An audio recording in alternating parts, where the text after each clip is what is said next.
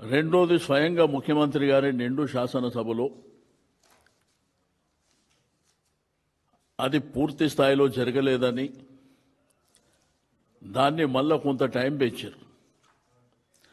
దాంట్లో ఏంటంటే గవర్నమెంట్ లెక్కల ప్రకారం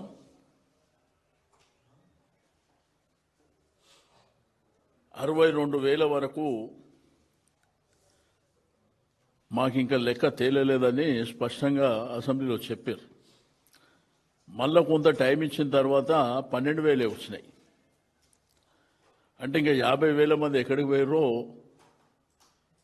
మరి అది చట్టపరంగా ఎట్లా చెల్లుబాటు అవుతుందో కూడా తెలియదు. తర్వాత డెడికేషన్ కమిషన్ అని అంటే బీసీ సంఘాలు కొంత ప్రెజర్ చేసిన తర్వాత, పొలిటికల్ పార్టీస్ ప్రెజర్ చేసిన తర్వాత డెడికేషన్ కమిషన్ అది కూడా ప్రజల డొమైన్లో ఇప్పటి వరకు పెట్టలే. నిన్న మొన్న కూడా వాళ్ళు చెప్తున్నటువంటి. రెండోది హరీబరీగా ఢిల్లీకి పోయి ఆడ జంతర్ మంతర్ దగ్గర ధర్నా చేసినటువంటిది ఒకసారి కాదు రెండోసారి పార్లమెంట్ జరిగేటప్పుడు వాళ్ళ ఆల్ ఇండియా కాంగ్రెస్ పార్టీ శాసనసభ్యులు వాళ్ళ గెలిపినటువంటి ఇండియా అలయన్స్కు సంబంధించి దగ్గర 200 మంది పార్లమెంట్ సభ్యులు ఉంటే పార్లమెంట్లో మరి అడ్జర్న్మెంట్ మోషన్ కానివ్వండి, పార్లమెంట్ స్టాల్ చేసిన దాఖలాలు కానీ, పోనీ వీళ్ళ జంతర్ మంతర్ దగ్గర పెట్టిన ధర్నాకు వీళ్ళ ఏఐసిసి అధ్యక్షుడు మల్లికార్జున ఖర్గే కానీ, పార్లమెంట్లో ప్రతిపక్ష నాయకుడు రాహుల్ గాంధీ కానీ, సోనియా గాంధీ గారు కానీ ఎవరు కూడా ఆ మీటింగ్లో పార్టిసిపేట్ చేయలే. రెండోది ఇక్కడ చట్ట సవరణ అని చెప్పారు, తర్వాత జీవోలు అని చెప్పారు. ఒకవైపున గవర్నర్కు పంపించారు, గవర్నర్ ప్రెసిడెంట్ ఆఫ్ ఇండియాకు పంపించింది. అందులోపే హరీవరీగా జీవోలు తీసిర్రు. అది కోర్టులో చెల్లదు అని చెప్పి మేము స్పష్టంగా చెప్పినాం. బట్ అల్టిమేట్గా కోర్టులో కొటేషన్ తర్వాత మళ్ళా 4-5 రోజుల నుంచి పెద్ద డ్రామా. ఇగో వాళ్ళ బీసీ డిక్లరేషన్ కామారెడ్డి. ఈ కామారెడ్డిలో ఒక్క అంశం కాదు, చాలా అంశాలు దీంట్లో పెట్టారు. ఒకటి రిజర్వేషన్లు 42% పంచాయతీలు కానీ మున్సిపాలిటీలు కానీ కొత్తగా 23,973 మంది బీసీలకు రాజకీయ ప్రాతినిధ్యం. రెండోది నిధులు, బీసీ సబ్ప్లాన్ తగినన్ని నిధులు మంజూరు చేసేందుకు మొదటి అసెంబ్లీ సెషన్లో చట్టబద్ధమైనటువంటి హోదా. మహాత్మా జ్యోతిరావు పులే బీసీ సబ్ప్లాన్ ఏర్పాటు 2 ఏళ్ళైంది. బీసీ సంక్షేమానికి ఏడాదికి 20,000 కోట్లు, ఏడాదికి 20,000 కోట్లు, 5 ఏళ్లలో 1,00,000 కోట్ల రూపాయలు. 2 ఏళ్ళైంది.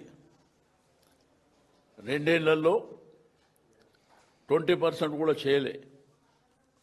దీంతో పాటు ఎంబీసీ కులాల అభివృద్ధి పర్యవేక్షించేందుకు ఎంబీసీ మంత్రిత్వ శాఖ, విద్య మీద మండలానికి నవోదయ పాఠశాల, చేతి వృత్తులకు సాయం, వృత్తి బజార్ అని పెట్టి, దీంతో పాటు ఇంకా చాలా అంశాలు, రజకులు, విశ్వకర్మ, పద్మశాలి, మునుర్కాపు, గౌడ, గొల్ల కుర్మలు, గంగపుత్ర, ముదిరాజు ఇట్లా చెప్పి మోసానికి తెరలేపారు.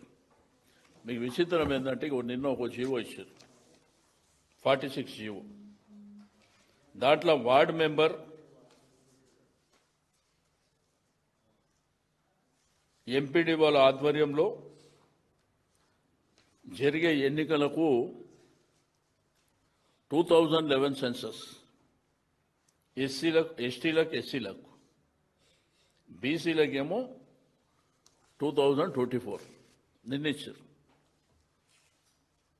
వాళ్ళ పాపులేషన్ పెరిగింది కదా, అంటే బీసీలతో పాటు ఎస్సీ ఎస్టీలతో కూడా పెరుగుతుంది కదా. ఇది చట్టంలో నిలబడుతుందా? అసలు వీళ్ళకి మెదడుండే కార్యక్రమాలు చేస్తురా, మెదడు లేక కార్యక్రమాలు చేస్తురా మరి తెలియనటువంటి ప్రశ్న. అయితే రేపు 12 గంటలకు మా రాష్ట్రంలో ఉన్నటువంటి మా బీసీ నాయకత్వం, మాజీ మంత్రులు, రాజ్యసభ సభ్యులు, మాజీ రాజ్యసభ సభ్యులు, శాసనసభ్యులు, శాసన మండలి సభ్యులు, మాజీ శాసనసభ్యులు, మాజీ శాసన మండలి సభ్యులు, మా రాష్ట్ర ముఖ్య నాయకత్వం రేపు ఇక్కడ తెలంగాణ భవన్లో కేటీఆర్ గారు, హరీష్ రావు గారు అందరం కలిసి దీని మీద చాలా సీరియస్గా చర్చ చేయబోతున్నాం. ఈ ప్రభుత్వం మీద ఒత్తిడి పెంచి మేము అసెంబ్లీలో స్పష్టంగా ఒకటే చెప్పినాం, మీది ప్రభుత్వం ఏం చేసుకుంటారో మాకు సంబంధం లేదు. లోకల్ బాడీ ఎలక్షన్ అనేది 42% చట్టపరంగా జరుగుతూనే మేము ఒప్పుకుంటాం. ఎట్టి పరిస్థితుల్లో ఒప్పుకునే సమస్య లేదు. మీరు ఏమి చేసుకుంటారో మాకు సంబంధం లేదు. అది అసెంబ్లీలో చెప్పినాం. అసెంబ్లీలో వాళ్ళు బిల్ పెట్టినప్పుడు మేము సపోర్ట్ చేసిస్తూ ఈ మాటలు మేము చెప్పినాం. దానికి మేము కట్టుబడి ఉండడమే కాకుండా రేపు భవిష్యత్తులో పెద్ద ఎత్తున ఉద్యమం చేయబోతున్నాం జిల్లాల వారీగా. దీంట్లో బీసీ సంఘాలను కూడా కలుపుకొని ఆర్ కృష్ణయ్య లాంటి మేధావులని, జాజుల శ్రీనివాస్ గౌడ్ గారు కానివ్వండి, జస్టిస్ ఈశ్వరయ్య గారు కానివ్వండి, మాజీ ఐఏఎస్ చిరంజీవులు గారు, ఇంకా ఎవరెవరు పెద్ద మేధావులు ఉన్నారో మా దాంట్లో బాగా చదువుకున్న వాళ్ళ సంఖ్య, అడ్వకేట్లు కానివ్వండి, ఇంటలెక్చర్స్ కానివ్వండి, యువతరాన్ని కానివ్వండి, యూనివర్సిటీలు, కాలేజీలు అందరిని కూడా ఏకదాటిపై తీసుకొచ్చి అందరం కలివిడిగా పోరాటం చేసి ఇది సాధించుకుంటాం. ప్రభుత్వం మీద ఎంత భారీ ఎత్తున ఒత్తిడి పెట్టాలనో మొన్న బంధకాల్లో చూసారు డెఫినెట్గా. ఎందుకంటే 75 సంవత్సరాల తర్వాత కూడా మా హక్కులు మాకు రాకపోతే ఇంకా బిచ్చమెత్తుకోవాలన్నా మీ దగ్గర? మీ మోసపూరితమైనటువంటి వాగ్దానాలు 2018లో పంచాయతీరాజ్ చట్టం తెచ్చి కేసీఆర్ గారు మోసం చేసిరని చెప్పిండు ఆయన, ముఖ్యమంత్రి గారు. ఇప్పుడు నువ్వు ఏం చేస్తున్నావు చెప్పు. ఈ రోజంట పార్టీల పరంగా మీకు ఇంకో విచిత్రమైనది ఏంటంటే అసలు సర్పంచ్ ఎలక్షన్ పార్టీ గుర్తే ఉండదు. పార్టీ గుర్తు లేని సర్పంచ్ ఎలక్షన్లకు రాజకీయ పార్టీ ఇస్తుందని మాట్లాడతాడు ఆయన. కాబట్టి రేపు మధ్యాహ్నం మీకు కూడా డీటెయిల్గా చెప్తాం భవిష్యత్తు కార్యాచరణ ఏ విధంగా ఉంటుంది, రేపు మేమేం చేయబోతున్నాం. నేను మీడియా మిత్రులకు, మీడియా మేనేజ్మెంట్ కూడా రిక్వెస్ట్ చేస్తున్నా, ఇది 150% పైబడి ఉన్నటువంటి జనాభా పోరాటం. ఇది ఆషామాషి 4 వ్యక్తులదో 10 మంది వ్యక్తులదో కాదు. ఇది బీసీ సమాజాన్ని అంతా పైకి లేపుతాం. తప్పకుండా మా హక్కుల కోసం రోడ్డు మీదకి వస్తాం. ప్రభుత్వాన్ని స్తంభింపజేస్తాం. ఎట్టి పరిస్థితుల్లో వదిలిపెట్టే సమస్య ఉండదు. మేము అనుకుంటే నిజంగా భూకంపమే సృష్టిస్తాం. ఎందుకంటే అంత జనాభా ఉంది. రెండోది ఎస్సీ, ఎస్టీ, మైనారిటీలను కూడా మాతో పాటు కలుపుకొని పోరాటానికి నాంది పలకబోతున్నాం. తస్మత్ జాగ్రత్త అని ప్రభుత్వానికి హెచ్చరిక చేస్తున్నాం. మీ డ్రామాలు అమాయకమైనటువంటి ప్రజలు ఇన్నేళ్ల నుంచి నడిపించారు. ప్రతిసారి ఎలక్షన్లు వచ్చినప్పుడు ఈ డ్రామాలన్నీ చేసుకుంటూ ఒకటంట ఇది చట్టపరంగా చెల్లదు అని మేము డే 1 నుంచి చెప్తున్నాం. ఎందుకంటే అనేకమైనటువంటి రాష్ట్రాలలో ఇష్యూ వచ్చి హైకోర్టులు, సుప్రీంకోర్టు దగ్గర పోయి కొట్టేసి ఇవన్నీ మేము చెప్పినాం. అది 9th షెడ్యూల్లో పెడితే తప్ప చట్టం అయితే తప్ప మీరు ఏం చేసినా జరగదనేది మేము చాలా చెప్తే మాకు 125 సంవత్సరాల చరిత్ర ఉన్నది, మేము చేస్తాం అది ఇది అని చెప్పి ఈరోజు మోసం చేసేటువంటి కార్యక్రమానికి మీరు తెరలేపారు. రెండోది ఏంటంటే చట్టపరంగా జరిగిందేమో ఏదో చేసినట్టు డ్రామాలు నటించి ఇప్పటిదాకా నడిపించారు. ఏదైతే మీ చేతిలో ఉన్నదో ప్రభుత్వం చేతిలో, అరే ఎవరినైనా నామినేట్ చేయాలంటే, ఎవరికైనా మంత్రి ఇవ్వాలంటే, ఎవరికైనా ఎమ్మెల్సీ ఇవ్వాలంటే, ఎవరికైనా రాజ్యసభ ఇవ్వాలంటే ఎవరికైనా కార్పొరేషన్ చైర్మన్లు ఇవ్వాలంటే, లేదు అధికారులలో మా జాతులకు సంబంధించిన వాళ్లకు ఓ ఉన్నతమైనటువంటి స్థానం ఇవ్వాలంటేనేమో అది మాత్రం చేత కాదు, అది మాత్రం చేయరంట. అది అలా చేతులు ఉంది, అది చేయరు. దీనికి మాత్రం మోసానికి పెద్ద తెరలేపారు. దీంతోపాటు 29వ తేదీన దీక్ష దివాస్, అంటే తెలంగాణ రాష్ట్రం సాధించడానికి ప్రధానమైనటువంటి కారణం దీక్ష దివాస్. ఆ అమరణ నిరాహార దీక్షతోనే తెలంగాణ రాష్ట్రం సిద్ధించిందనేది అందరికీ తెలిసినటువంటిదే ఈ దేశానికి, రాష్ట్రానికి. కాబట్టి 29 తారీఖు నాడు భారీ ఎత్తున ఇక్కడనే రాష్ట్ర కార్యాలయంలో ఉంటుంది.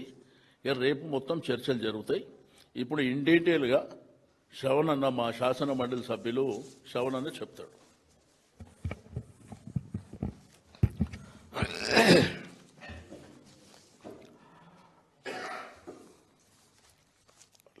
మీడియా మిత్రులకు, 50 మంది తెలంగాణ బహుజన బిడ్డలకు, అమ్మలకు, అక్కలకు, అన్నలకు అందరికీ కూడా హృదయపూర్వకంగా నమస్కారం. పెద్దలు, బహుజన నేత తలసాని శ్రీనివాస్ యాదవ్ గారు స్పష్టంగా రేవంత్ రెడ్డి గారి ప్రభుత్వం, కాంగ్రెస్ ప్రభుత్వం ఇవాళ బీసీలను ఏ రకంగా నయవంచనకు గురి చేస్తుంది అన్నటువంటి ఒక అంశాన్ని వారు సూత్రప్రాయంగా తెలియజెప్పినారు.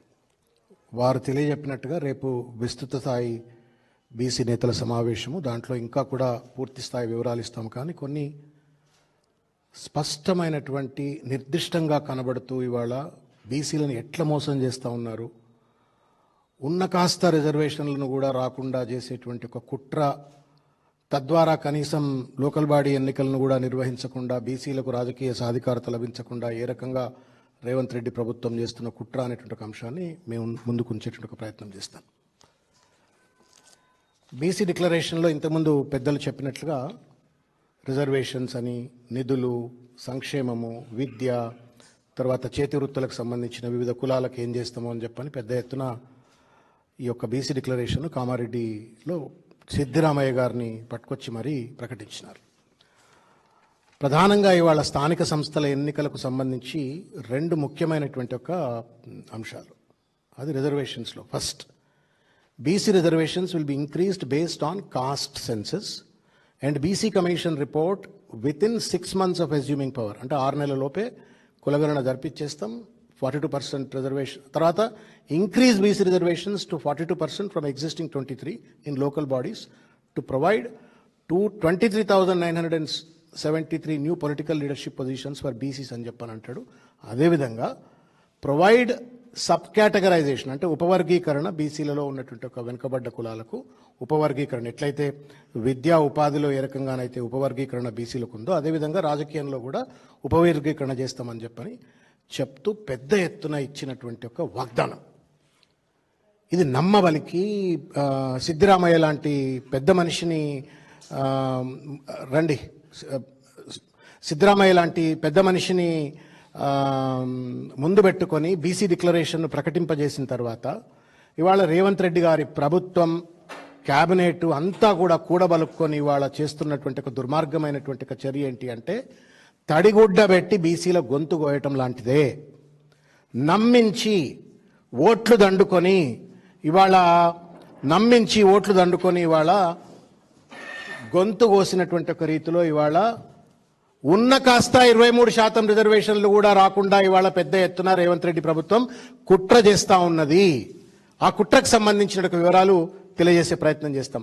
ప్రతిసారి శాసనసభలో జరిగినటువంటి ఒక మొట్టమొదటి అసెంబ్లీ రెజల్యూషన్ నుండి మొదలుకుంటే లాస్ట్ బిల్స్ ఏదైతే అసెంబ్లీలో ప్రవేశపెట్టినరో అప్పటి వరకు కూడా రేవంత్ రెడ్డి చేస్తున్న ప్రతి తప్పిదమని తెలిసినప్పటికీ కూడా మీకెందుకు మేము సాధించుకొస్తాం, మేము రిజర్వేషన్లు పట్టుకొస్తాం, మేము కేంద్రం మెడలు ఉంచుతాం, ప్రెసిడెంట్ ఆఫ్ ఇండియాను ఒప్పిస్తాం, నరేంద్ర మోడీ మా బడేబాయ్ అని చెప్పని నమ్మబలికినటువంటి ఒక దరిమిల ప్రతిసారి మద్దతు బలికి ఆఖరికి వాళ్ళు ఏంటి అంటే గుడిని గుడ్ల లింగాన్ని మింగినట్టుగా ఇవాళ ఆ 23% రిజర్వేషన్లు కూడా రాకుండా పూర్తి స్థాయిలో గండిగట్టేటువంటి ఒక ప్రయత్నం ఇవాళ రేవంత్ రెడ్డి గారి ప్రభుత్వం చేస్తూ ఉంది. మిత్రులారా, 6 నెలల్లో చేస్తా అన్నటువంటి ఒక రిజర్వేషన్ కులగణన 16 నెలలు పట్టింది. అది మీ అందరికీ తెలుసు ఏ రకంగా పట్టింది అనేటువంటి ఒక విషయం.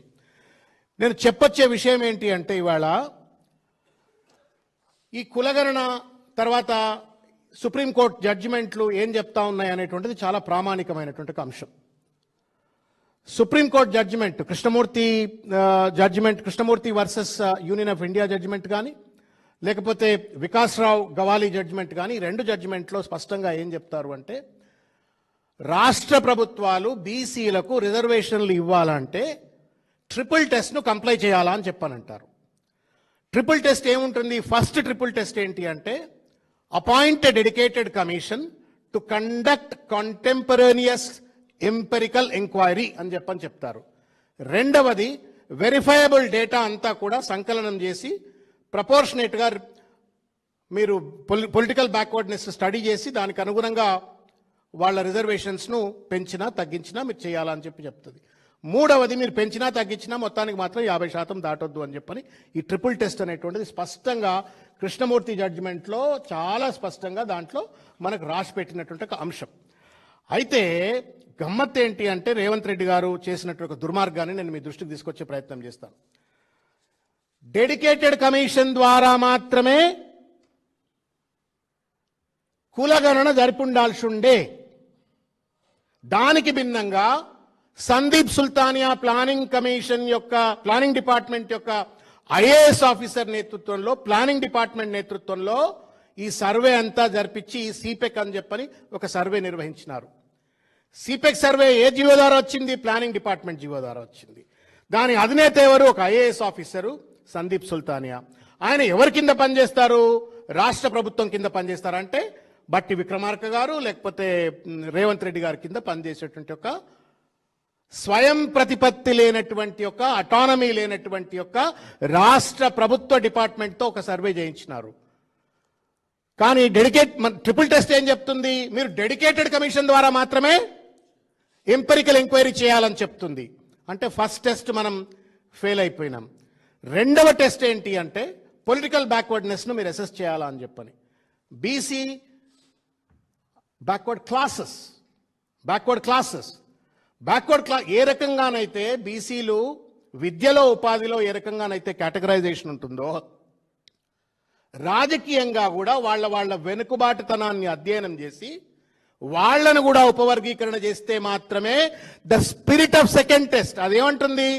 రాజకీయ వెనుకబాటుతనాన్ని అధ్యయనం చేసి అత్యంతగా వెనుకబడ్డటువంటి వాళ్లకు అధికమైనటువంటి రిజర్వేషన్లు కల్పించి వాళ్లకు రాజకీయ సాధికారత ప్రపోర్షనేట్ గా కల్పించాలని చెప్పని సెకండ్ టెస్ట్ చెప్తుంది. వీళ్ళేం చేస్తా ఉన్నారు? ఇవాళ వర్గీకరణ చేయకుండా 42% రిజర్వేషన్లు అని చెప్పని జీవోలు పట్టుకొచ్చే ప్రయత్నం చేసినారు. ఆఖరికి వాళ్ళ మొత్తానికి కొండంత రాగం తీసి పనికిరాని పాట పాడినట్టుగా ఆయన బిల్లులు ఆయన సర్వే అన్నాడు, తర్వాత బిల్లులు అన్నారు, మద్దతు చెప్పినాం, బయట కొంతమందితోటి పాలాభిషేకాలు రకరకాలు చేయించుకున్నాడు. తర్వాత అది పెండింగ్లో ప్రెసిడెంట్ ఆఫ్ ఇండియా దగ్గర పెండింగ్లో ఉండగానే మళ్ళీ ఆర్డినెన్స్ అన్నారు, దానికి మద్దతు చెప్పినాము. అది మళ్ళీ బయట పాలాభిషేకాలు అది అయిపోయింది. అది పెండింగ్లో ఉండగా మళ్ళీ బిల్లులు అని చెప్పని పట్టుకొచ్చినారు. నమ్మినం. మొన్న కూడా మళ్ళీ జియో 41, 42 ఇవన్నీ పట్టుకొచ్చినప్పుడు ఏమో ఈ పెద్ద మనిషి ఏమైనా రిజర్వేషన్లు కల్పిస్తాడో ఏమో, కింద మీద పడి ప్రెసిడెంట్ ఆఫ్ ఇండియాని ఒప్పిస్తాడో ఏమో, బడేబాయి నరేంద్ర మోడీని ఒప్పిస్తాడో ఏమో, బీసీలకు ఇచ్చిన వాదాన్ని నిలబెట్టుకుంటాడేమో అని చెప్పనంటే సావు కబురు కాస్త చల్లగా చెప్పినట్టుగా మళ్ళా జియో 46ను పట్టుకొచ్చే ప్రయత్నం చేసిండు. ఆ జియో 46 ద్వారా ఏంది అంటే మళ్ళా కేసీఆర్ గారు ఇచ్చినటువంటి 23% మాత్రమే ఇస్తా అని చెప్పకుండానే చెప్పినటువంటి ఒక ప్రయత్నం స్పష్టంగా దాంట్లో కనబడతా ఉంది. రేవంత్ రెడ్డి గారిని మేము సూటిగా అడుగుతా ఉన్నాం, నువ్వు చేసిన ప్రతి ప్రయత్నానికి మా సీనన్న నేతృత్వం కావచ్చు, ముఠాగోపాలన్న నేతృత్వం కావచ్చు, కేటీఆర్ గారు కావచ్చు, హరీష్ రావు గారు కావచ్చు, మొత్తం బీఆర్ఎస్ పార్టీ శాసనసభ్యులు కావచ్చు, శాసన మండలి సభ్యులు కావచ్చు, కుల సంఘ నాయకులు కావచ్చు, పెద్ద ఎత్తున నీకు మద్దతు చెప్పిండ్రు కదా. నువ్వు ఏం పొడిచినావు రేవంత్ రెడ్డి చెప్పు? ఢిల్లీలో బిల్లులు పంపిన తర్వాత జితనీ ఆబాదీ ఉతనీ హిస్సా అని చెప్పని రాహుల్ గాంధీ దాన్ని పెద్ద ఎత్తున ప్రచారం చేసుకొని మేమేదో సోషల్ జస్టిస్ చేస్తా ఉన్నాం, దేశంలో ఎవరు చేయనటువంటి ఎక్స్రే చేస్తా ఉన్నాము, కాస్ట్ ఎక్స్రేలు చేస్తా ఉన్నాం అని చెప్పని ప్రచారం చేసుకొని మహారాష్ట్ర ఎన్నికల్లో, బీహార్ ఎన్నికల్లో ప్రచారం చేసుకొని మీరు బీహార్ ఎన్నికల్లో ప్రచారం చేసుకొని మీరు ఓట్లు దండుకునే ప్రయత్నం చేసిన పెద్ద మనుషులు ఒకనాడన్నా రాష్ట్రపతి దగ్గరికి రాహుల్ గాంధీ పోయినాడా? ఒకనాడైనా Rahul Gandhi leader of the opposition గా కాంగ్రెస్ పార్టీ ప్రతినిధిగా పార్లమెంట్లో ఈ అంశాన్ని లేవనెత్తినాడుగా. ఇదే కేసీఆర్ గారు తెలంగాణ రాష్ట్రం అసాధ్యం అనుకున్నట్టు ఒక సందర్భంలో 35 రాజకీయ పార్టీల దగ్గరికి వెళ్ళి సంతకాలు పెట్టించుకొచ్చి తెలంగాణ రాష్ట్రాన్ని బిల్లు పెట్టాల్సిందే అని చెప్పని ఒత్తిడి పెట్టి కేంద్ర ప్రభుత్వం మీద మెడలు వంచి తెలంగాణ సాధించుకొచ్చిన ఒక ఎక్స్పెరిమెంట్, ఒక ఎక్స్పీరియన్స్ మన కళ్ళ ముందు, ఒక ప్రాక్టికల్ ఎక్స్పీరియన్స్ కేసీఆర్ గారి నేతృత్వంలో కనబడతా ఉంది. మరి రేవంత్ రెడ్డి ఏం చేసి ఉండాల్సి ఉండే? రాహుల్ గాంధీని కాళ్ళు మొక్తావా, ఏళ్ళు మొక్తావా? సోనియా గాంధీ, రాహుల్ గాంధీ, ఇండియా అలయన్స్ లో ఉన్నటువంటి ఒక మొత్తం 240 పార్లమెంట్ సభ్యులు ప్రెసిడెంట్ ఆఫ్ ఇండియా దగ్గరికి పరేడ్ లో పెట్టిండాల్సి ఉండే. చేయలేదు. బడేబాయ్ అన్న నరేంద్ర మోడీ దగ్గరికి అపాయింట్మెంట్ తీసుకొని మొత్తం శాసనసభ్యులను, శాసనమండలి సభ్యులను, పార్లమెంట్ సభ్యులను తీసుకెళ్లి ఆ బిల్లులు పాస్ చేయించే విధంగా ప్రెసిడెంట్ ఆఫ్ ఇండియా దగ్గర ఒప్పించుకోవాల్సి ఉండే. అది చేయలేదు. పార్లమెంట్ లో కనీసం ఒక ప్రైవేట్ బిల్ అయినా సరే 10th షెడ్యూల్లో 9th షెడ్యూల్లో ఇన్సర్ట్ చేయడం కోసమైనా సరే, అమెండ్మెంట్ చేయడం కోసమైనా సరే పార్లమెంట్లో ప్రైవేట్ బిల్ అయినా పెట్టే ప్రయత్నం చేయలేదు. మొత్తానికి బిల్లులు, ఆర్డినెన్సులు, బిల్లులు అని చెప్పని జంతర్ మంతర్ల డ్రామాలు చేసి బయటనేమో కొన్ని పెయిడ్ బ్యాచ్లతోటి పాలాభిషేకాలు, పూలాభిషేకాలు చేయించుకొని తానేదో అభినవ పూలే అని చెప్పని, ఆయనే యాదవ్, ఆయనే గౌడ్ అయిపోయినట్టుగా అందరితోటి పొగిడించుకొని బీసీల నోట్లో ఇవాళ మన్ను కొట్టేటువంటి ఒక రీతిలో సావు కదురు సల్లగా చెప్పినట్టుగా ఇవాళ జీవో 46 పట్టుకొచ్చే ప్రయత్నం చేసిండు. దీనికి ఏం సమాధానం చెప్తాడు రేవంత్ రెడ్డి? కనీసం చెంపలను వేసుకోవాలి కదా. చెంపలేసుకుంటూ పక్కకు పెడితే should you not at least apologise?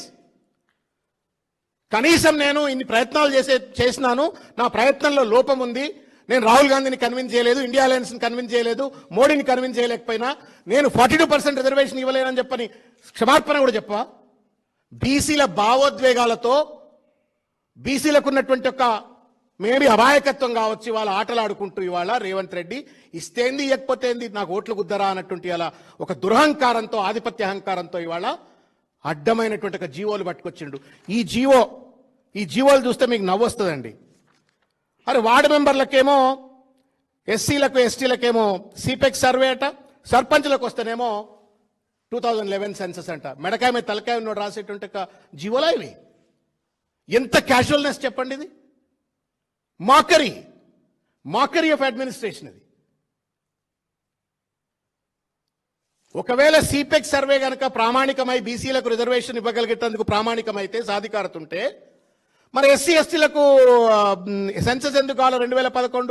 2011 నుంచి 2023-24 వరకు వాళ్ళు కూడా ప్రపోర్షనేట్ గా పాపులేషన్ పెరిగినప్పుడు వాళ్ళకు ఉన్నటువంటి ఒక రాజ్యాంగ భద్రత వల్ల వాళ్ళకు కూడా రిజర్వేషన్లు పెరిగే అవకాశం ఉంటుంది. ఇవాళ ఎస్సీ ఎస్టీల నోట్ల మండి ఎందుకు కొడుతున్నారు? బీసీలకు ఎస్సీ ఎస్టీలకు మధ్యన తగాదాలు పెట్టేటువంటి, అంతర్జాలు వచ్చేటువంటి రీతిలో ఎందుకు ఈ ప్రభుత్వం పనిచేస్తా ఉంది? ఇది జీవో ద్వారా, ఉట్టుటిగానే ఏదో మామూలు మాటల ద్వారా కాదు, జీవోల ద్వారా ఇవాళ వైరుధ్యాలు, ఎస్సీ ఎస్టీలు బీసీల మధ్యన వైరుధ్యాలు సృష్టించే ఒక ప్రయత్నం చేస్తా ఉన్నాడు. ఇంత మోసం ఎక్కడిది? వాస్తవానికి ఆయన చేసినటువంటి ఒక సిపెక్ సర్వే, దానికి ట్రిపుల్ టెస్ట్ కాంప్లియన్స్ లేదు. అది డెడికేటెడ్ కమిషన్ ద్వారా నిర్వహించి ఉండాల్సి ఉండే. కానీ డెడికేటెడ్ కమిషన్ ద్వారా నిర్వహించకుండా సందీప్ సుల్తానియానో ఇంకెవరో ప్లానింగ్ డిపార్ట్మెంట్ వాళ్ళ ద్వారా నిర్వహించిండ్రు. మీరు చూస్తే కళ్ళు తిరిగి బయలు అమ్ముతాయి. మనకు 160 కోట్ల రూపాయలు ఖర్చు పెట్టిండు పబ్లిక్ సొమ్మది. దాదాపు 2 లక్షల మంది ప్రభుత్వ ఉద్యోగులను, డేటా ఎంట్రీ ఆపరేటర్లు కావచ్చు, సర్వేయర్స్ కావచ్చు, అందరు కలిస్తే దగ్గర 2 లక్షల మంది. కొండంత రాగం తీసి పనికిరాని పాట పాడినట్టుగా రేవంత్ రెడ్డి గారు చేసింది ఏంటి అంటే, కేసీఆర్ గారు చేసిన సర్వేలో 51% బీసీలుంటే రేవంత్ రెడ్డి కష్టపడి ఇన్ని 100 కోట్ల రూపాయలు ఖర్చు పెట్టి తగలేసి ఇన్ని లక్షల మందితో సర్వేలు చేయించి 46% మాత్రమే బీసీలు ఉన్నారు అని చెప్పని, దానికి 10% బీసీ ముస్లిమ్స్ ఉన్నారు అని చెప్పని రికార్డు ఇచ్చే ప్రయత్నం చేసిండ్రు. ఒక సామాజిక వర్గాన్ని 15%కి ఎక్కువ ఉన్నారు అని చెప్పని చూపించుకునే ప్రయత్నం చేసిండ్రు. ఇట్లా మోసం జరగొద్దు అని చెప్పనే ప్రభుత్వ ఆధీనంలో పనిచేసే డిపార్ట్మెంట్ ద్వారా కాకుండా, రిటైర్డ్ సుప్రీంకోర్టు జడ్జి కావచ్చు, ఎమినెంట్ బ్యూరోక్రాట్ కావచ్చు, వాళ్ళ ద్వారా ఒక డెడికేటెడ్ కమిషన్ అని చెప్పని స్పెసిఫిక్ గా వికాసరావు గవాలి జడ్జిమెంట్ లో ఉంది. అట్లా చెప్పే హైకోర్టులో జస్టిస్ నందా ముందు హైకోర్టులో కూడా ఆ రకమైనటువంటి ఒక తీర్మానం ఇచ్చి కేసు నుండి తప్పించుకున్నటువంటి ఒక రేవంత్ రెడ్డి ప్రభుత్వం ప్లానింగ్ డిపార్ట్మెంట్ ద్వారా సర్వే చేయించి డెడికేటెడ్ కమిషన్ ద్వారా ఏం చేసిండ్రు అంటే ఎవరికి తెలియదు. ఎవరికైనా తెలంగాణలో ఉన్నటువంటి ఒక ఏ నరమానవుడికైనా డెడికేటెడ్ కమిషన్ యొక్క రిపోర్ట్ను అందుబాటులో ఉంచినారా? శాసనసభకు ఇవ్వలే, కోర్టులకు సబ్మిట్ చేయలే, పబ్లిక్ డొమైన్లో పెట్టలే. అదేదో రేవంత్ రెడ్డి గారు ఆ కేబినెట్ మంత్రుల యొక్క స్వంత ఇంటి వ్యవహారం అయినట్టుగా వ్యవహరించి మొత్తం డెడికేటెడ్ కమిషన్ రిపోర్ట్ను మొత్తం కూడా కన్సీల్ చేసి పడేసినారు, కాన్ఫిడెన్షియల్ డాక్యుమెంట్ కింద చేసినారు. ఆయన 42% ఇచ్చినాడా, 23% ఇచ్చినాడా, వర్గీకరణ గురించి ఏమైనా కామెంట్ చేసినాడా, పొలిటికల్ బ్యాక్వర్డ్నెస్ గురించి ఏమైనా స్టడీ చేసినాడా, ఏ వార్డుల్లో ఎక్కువ బీసీల వెనుకబాటుతనం ఉంది, ఏ జిల్లాలో బీసీలు ఎక్కువ వెనుకబాటుతనం తక్కువ ఉంది, ఎక్కువ ఉంది, ఇవన్నీ వివరాలు ప్రజలకు తెలియాలి కదా, ప్రజల సొమ్ముతో నిర్వహించిన స్టడీ కదా. అవేవి చెప్పలా. చెప్పకపోయినప్పటికీ కూడా సరైన బిల్లులు పెడతా ఉన్నాడు, ఆర్డినెన్స్లు పెడతా ఉన్నాడు, బిల్లులు పెడతా ఉన్నాడు అని చెప్పని మొత్తానికి మద్దతు తెలిపితే ఇవాళ మొత్తం నోట్లో మన్ను కొట్టేబెట్టే రీతిలో ఇవాళ అడ్డమైన జీవోలు పట్టుకొచ్చి కేవలం 23 కూడా రాకుండా పోతుంది. ఎందుకు రాకుండా పోతుంది అంటున్నా అంటే, నువ్వు బీసీలకు 23% రిజర్వేషన్ ఇవ్వాలంటే కూడా you have to comply to triple test. అంటే dedicated commission, 2 political backwardness study, అది కూడా 50% లోపు ఉండాలా.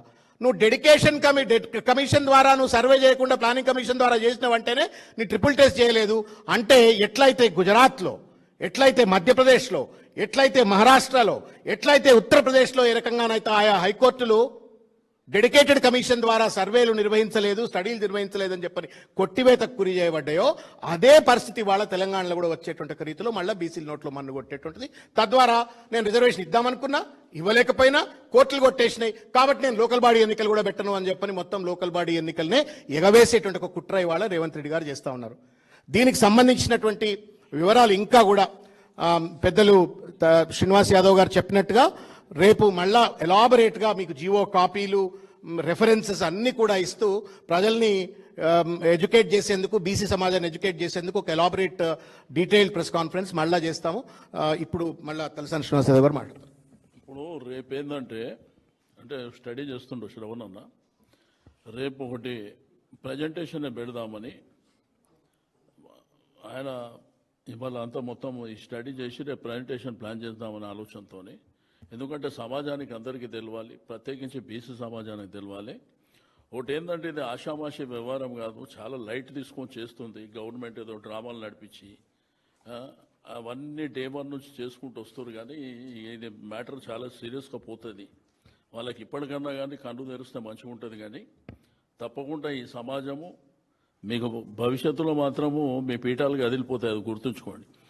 ఆ రోజు డే 1 రోజే శాసనసభలో బిల్ పెట్టినప్పుడు గంగుల కమలాకర్ గారు ఒక మాట చెప్పారు, మీరు పులితోని సవారీ చేస్తూ గుర్తుపెట్టుకోండి అని చెప్పిండు చాలా స్పష్టంగా. అది ఎక్కడికి పోతుందో మీరు తెలుసుకోండి, లేకపోతే మీ పరిస్థితి అంత దారుణంగా ఉంటుందని కూడా ఆ రోజు చెప్పిండు. సేమ్ అది ఇక్కడనే వచ్చింది. అంతా మా దగ్గర యూనిటీ లేకపోతే గతంలో ఉన్నటువంటి పరిస్థితులను బట్టి ఏదో లైట్గా ఉంటుందని చెప్పి గవర్నమెంటే కాదు చాలామంది అనుకుంటారు. బట్ ఇది మరొక తెలంగాణ ఉద్యమం కాబోతుంది, గుర్తుపెట్టుకోండి. ఓకే,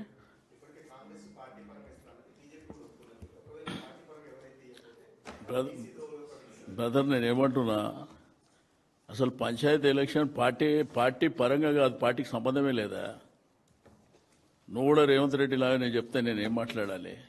అసలు పార్టీ గుర్తే ఉండదు, బీఫామ్ పార్టీ గుర్తే ఉండదు. కాబట్టి అసలు బీఫామ్ పార్టీ గుర్తు ఉండేది ఏదో హరీబరిగా ఏదో మళ్ళీ ఒకసారి మోసం చేయాలన్న ప్రయత్నం జరిగితే మాత్రం రేపు కార్యాచరణ ఒకటి తయారు చేస్తున్నాం. తప్పకుండా రాష్ట్రంలో ఉన్నటువంటి బీసీ సమాజంలో ఉన్నటువంటి ఇంటెలెక్చువల్స్ కానీ, స్టూడెంట్స్ కానివ్వండి, మేధావులు కానివ్వండి, అన్ని పొలిటికల్ పార్టీకి సంబంధించినటువంటి బీసీ సమాజాన్ని మేల్కొల్పుతాం. మాతో పాటు ఏంటంటే ఎస్సీ ఎస్టీ మైనార్టీలను కూడా మేము తీసుకొని పోరాటం చాలా సీరియస్గా చేస్తాం. వాళ్ళు ఇప్పటికైనా ఇది సీరియస్గా కాబోతుందని ఇప్పటికన్నా మరి తెలుసుకొని రెక్టిఫై చేసుకొని ఎట్లా ఏంది అనేటువంటిది చేసుకుంటే అది ఆగుతుంది. కానీ ఇంకా ఇక డ్రామాలు ఏంది అనేది, ఇప్పుడు ఇదే ఆర్ కృష్ణయ్య గారు, జాజుల శ్రీనివాస్ గౌడ్ గారు, మీరే వాళ్ళ స్టేట్మెంట్లు చూసారు. ఆ రోజు ఏదో అసెంబ్లీలో పెట్టిన తీర్మానం విషయంలో చూసిర్రు, తర్వాత వాళ్ళు ఇచ్చిన జీవోల విషయంలో చూసిర్రు. వాళ్ళు ఆ రోజు పాలాభిషేకాలలో కానీ లేకపోతే కంగ్రాచులేట్ చెప్పడంలో కూడా చూశారు. బట్ ఈ 4-5 రోజుల నుంచి ఏం మాట్లాడుతున్నారు కూడా చూస్తారు. కాబట్టి వాళ్ళను కూడా మోసం చేశారు మాటలల్లా. కాబట్టి అందరిని కలుపుకుంటాం మేము. రేమేమో మా పార్టీ ముఖ్య నాయకులతో ఫస్ట్ చర్చలు జరుగుతాయి. తర్వాత జిల్లాల వారీగా ఇంటలెక్చువల్స్ కానివ్వండి, స్టూడెంట్స్ కానివ్వండి, అందరూ మేధావులతోని అన్ని రాజకీయ పక్షాలతోని కూడా రౌండ్ టేబుల్స్ జరుగుతాయి. రెండోది భారీ బహిరంగ సభలు కూడా మరి ప్లాన్ చేసుకొని తప్పకుండా నేను ఈ ప్రభుత్వానికి రేవంత్ రెడ్డి గారికి హెచ్చరిక చేస్తున్నా.